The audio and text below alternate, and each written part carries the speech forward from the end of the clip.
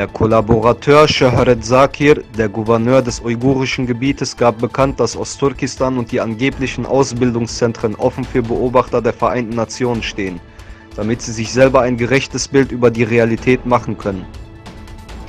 Der Sprecher des chinesischen Außenministeriums Lu Kang sagte, dass die Vereinten Nationen und andere Beobachter Untersuchungen durchführen dürften, wenn sie sich an die gängige Prozedur Chinas halten.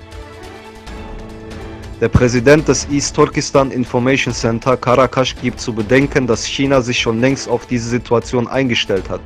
Er wies darauf hin, dass China die Weltöffentlichkeit durch Lügen täuschen wird, wie sie es so oft in der Vergangenheit taten. Darum muss die internationale Gemeinschaft wachsam sein.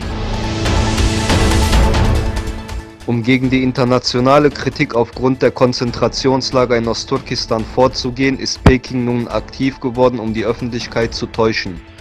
Zum ersten Mal durften nun Journalisten die Folterzentren betreten, welche anfangs von China geleugnet wurden.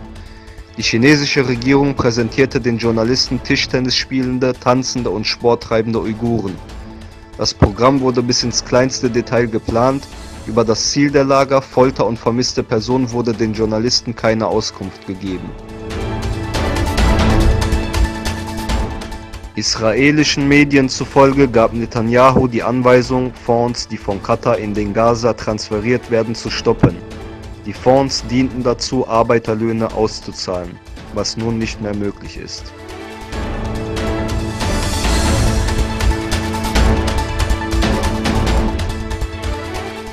Um den Islam mit dem Sozialismus zu vereinen, erließ China nun einen 5-Jahresplan. Diesem Erlass zufolge sollen die Maßnahmen gegen Muslime und muslimische Symbole weiter ausgeführt werden, während man an einem eigenen Islammodell arbeitet. China hat sich deswegen mit Vertretern von 8 islamischen Verbänden getroffen, um sich über den 5-Jahresplan zu beraten. Die Verbände stimmten dem Vorhaben zu, den Islam mit dem Sozialismus kompatibel zu gestalten.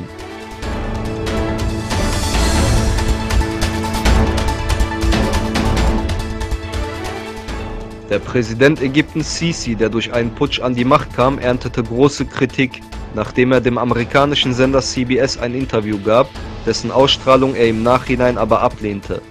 In dem Programm 60 Minuten teilte Sisi mit, dass die ägyptische Armee zwecks Terroristenbekämpfung im Sinai mit Israel zusammenarbeitete und dass es in Ägypten keine politischen Gefangenen gebe.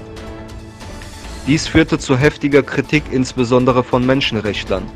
Human Rights Watch twitterte, dass Sisi keine schwierigen Fragen von Medien gewöhnt sei, da er viele Journalisten, die ihn kritisierten, ins Gefängnis warf.